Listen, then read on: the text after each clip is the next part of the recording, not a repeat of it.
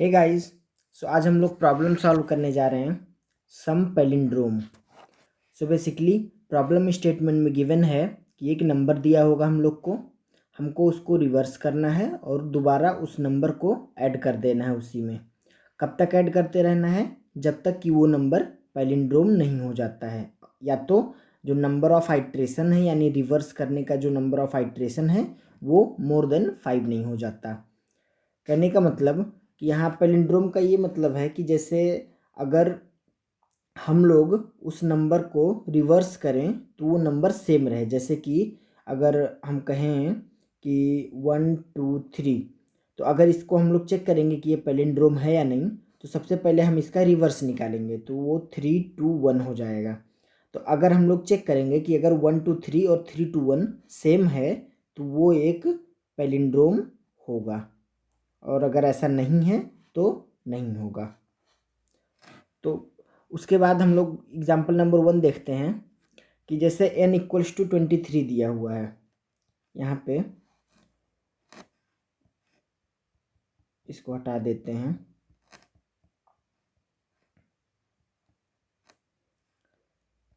तो यहाँ पे देखते हैं कि n = 23 दिया हुआ है। तो सबसे पहले हम लोग क्या करेंगे कि इसका रिवर्स निकालेंगे, तो इसका रिवर्स हो जाएगा 32। तो इन दोनों को हम लोग सम करेंगे, ये आएगा हमारा 55। तो यहाँ पे हम लोग देख रहे हैं कि ये जो 55 है वो एक पैलिंड्रोम नंबर है, तो इसीलिए हम लोग इसको रिटर्न कर देंगे फाइनली।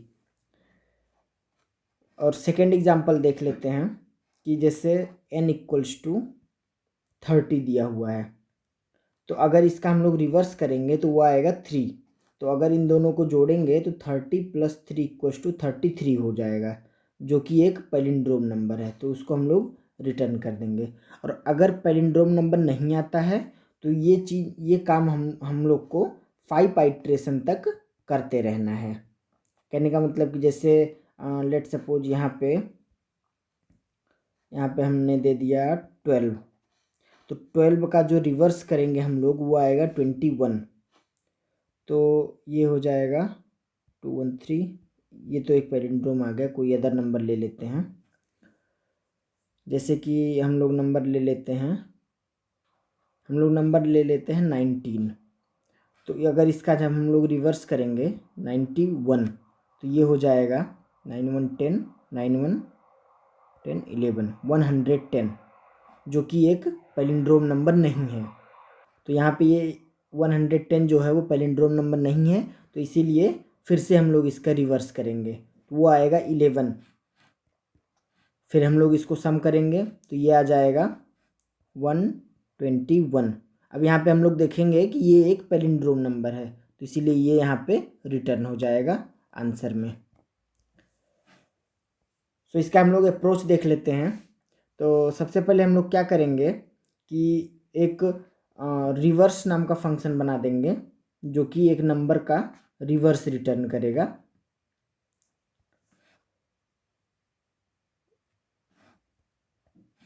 और एक फंक्शन बनाएंगे जो कि चेक करेगा कि एक जो नंबर है, एक जो इनपुट है वो पैलिंड्रोम है या नहीं।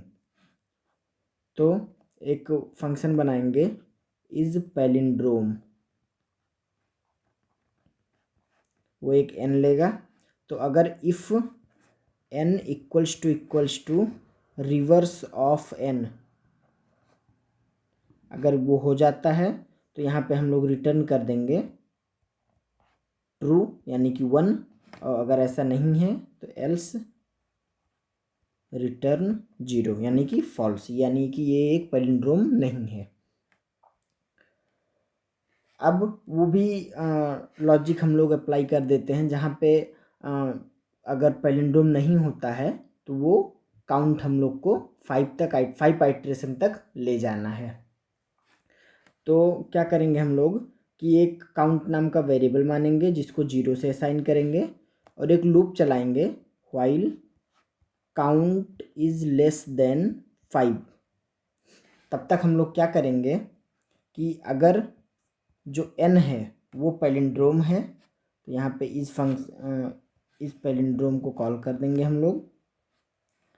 इफ़ इज पैलिंड्रोम अगर n है तो यहाँ पे हम लोग को रिटर्न कर देना है n, और अगर ऐसा नहीं है तो हम लोग एल्स पार्ट नहीं लिखते हैं, डायरेक्ट हम लोग लिख देते हैं कि n को अपडेट करने का लिख देते हैं। तो n equals to n plus reverse of n, और काउंट को प्लस प्लस कर देंगे। ठीक है, तो ये हम लोग करने वाले हैं। और जब काउंट का जो वैल्यू है वो 5 या 5 से ज़्यादा हो जाएगा तो हम लोग एक बार फिर से यहाँ चेक कर लेंगे, क्योंकि हमारा जो 4 के बाद जो है वो n अपडेट हुआ होगा, तो इसीलिए हम लोग को एक बार फिर n को चेक करना होगा। तो सेम कोड जैसे यहाँ लिखे हुए हैं हम लोग, वही एक बार और हम लोग यहाँ लिखेंगे कि इफ़ इज पैलिंड्रोम n, तो रिटर्न n कर देना है, एल्स रिटर्न -1 कर देना है। अगर वो नहीं होता है तो -1 हम लोग को रिटर्न कर देना है, जैसे कि यहाँ पे क्वेश्चन में लिखा हुआ कि अगर वो पैलिंड्रोम नहीं होता है तो यहाँ पे -1 हम लोग को रिटर्न कर देना है। सो इसी तरह हम लोग इस प्रॉब्लम को सॉल्व करने वाले हैं। चलिए इसका कोडिंग देख लेते हैं हम लोग। सो इसका हम लोग कोडिंग देख लेते हैं। सबसे पहले एक हमने फंक्शन लिखा है जो कि एक इस पैलिंड्रोम के नाम से, और वो एक n वेरिएबल लेगा और वो चेक करेगा कि अगर reverse of n equals to n है तो वो एक पैलिंड्रोम है, वहाँ पे 1 रिटर्न कर देना है, और अगर ऐसा नहीं है तो रिटर्न 0 कर देना है। और एक फंक्शन और हमने लिखा है यहाँ पे कि रिवर्स के नाम से, जो कि एक इंटीजर लेगा लॉन्ग टाइप का एक वैल्यू लेगा और उसको रिवर्स करके रिटर्न कर देगा। और यहाँ पे फाइनली ये जो फंक्शन है इसको हमने कंप्लीट किया है। जैसा कि क्वेश्चन में कहा गया है कि हमको 5 आइट्रेशन तक चेक करना है, तो काउंट इक्वल्स टू 0 ले लेंगे और एक लूप लगाएंगे जब तक काउंट जो है 5 से लेस है। तो अगर वो पैलिंड्रोम होता है तो n रिटर्न कर देंगे, वरना उसके रिवर्स करके उसमें n ऐड कर देंगे और काउंट को इंक्रीमेंट कर देंगे। उसके बाद हम लोग लास्ट में ये चेक कर लेंगे कि जो हमारा वो पैलिंड्रोम है या नहीं। अगर पैलिंड्रोम n है तो उसको फिर रिटर्न कर देना है, वरना -1 रिटर्न कर देना है। तो इसको रन करा के देख लेते हैं।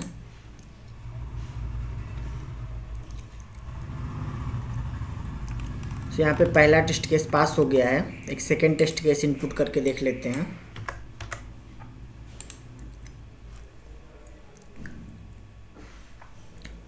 तो यहाँ पे ये वाला टेस्ट केस भी पास हो गया है। सो अब हम लोग इसको सबमिट कर देते हैं।